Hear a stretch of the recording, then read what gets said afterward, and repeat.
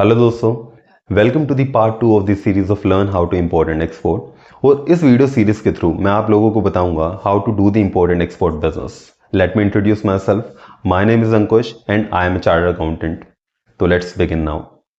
India के अंदर import export business को लेके ना लोगों के अंदर डॉक्यूमेंट्स को लेके काफ़ी ज़्यादा डर होता है। उनको ये नहीं पता होता क्या क्या डॉक्यूमेंट्स चाहिए, और नॉर्मली इन्हीं लीगल कंप्लायंसेस की वजह से कई लोग इंपोर्ट एक्सपोर्ट बिजनेस स्टार्ट ही नहीं कर पाते, या फिर जब वो किसी कंसल्टेंट को रेफर करते हैं तो वो इतनी कॉस्ट बता देते हैं to engage in the import export business अपनी लीगल कंप्लायंसेस कॉस्ट को लेके, तो लोगों के अंदर डर बैठ जाता है और वो इस बिजनेस को कभी भी अप्रोच ही नहीं कर पाते।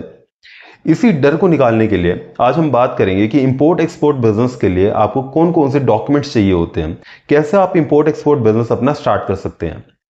सबसे पहले you have to establish a legal entity.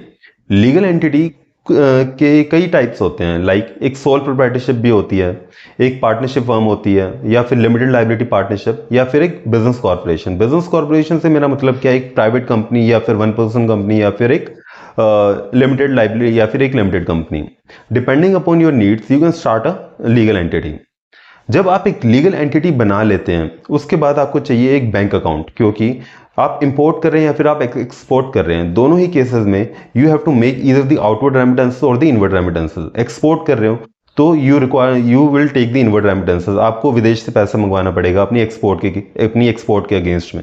वहीं पे अगर मान लो आप इंपोर्ट कर रहे हो कहीं भी फॉरेन कंट्री से, तो उसके लिए you have to make the payment, उसको हम कहते हैं outward remittances. So second most important thing, you require a bank account. Third thing, you will require a import-export license that is a mandatory and the compulsory requirement to do the import and export business. Import export license आपको DGFT portal के through मिल जाता है, online ही आपको apply करना होता है।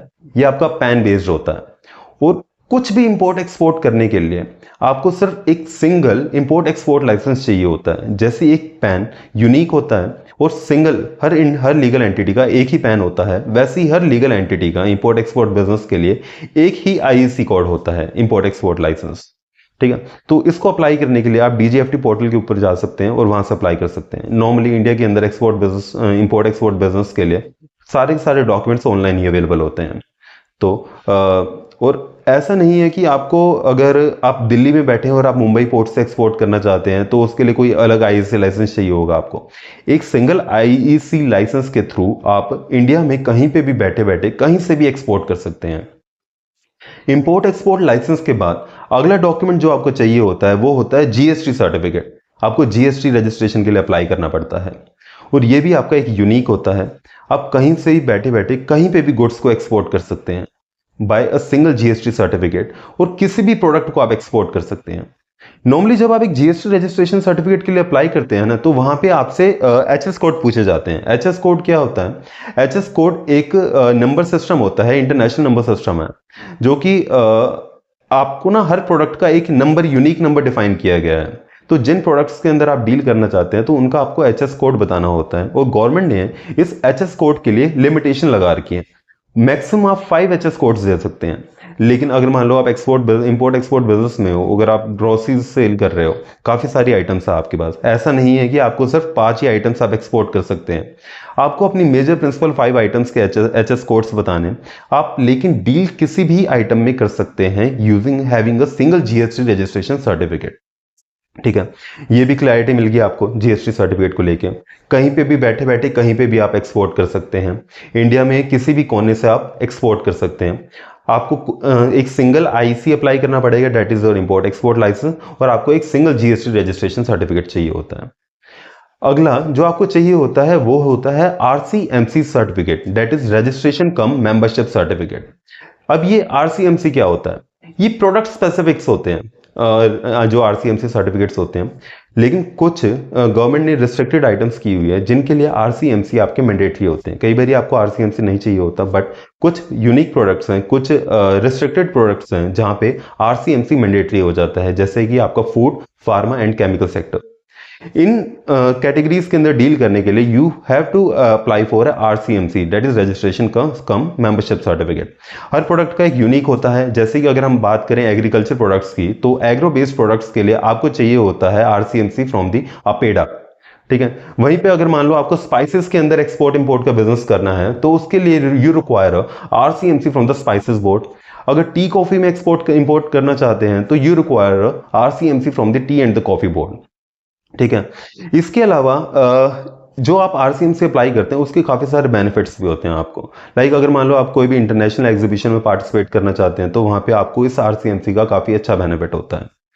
Further कुछ in general RCMC भी आपको चाहिए होते हैं। लाइक अगर मैंडेटरी नहीं होता but you can have those. Like अगर मान लो आपको मशीनरी एक्सपोर्ट या इंपोर्ट करनी है then you can apply for the RCMC from the EEPC, that is your export engineering export promotion council.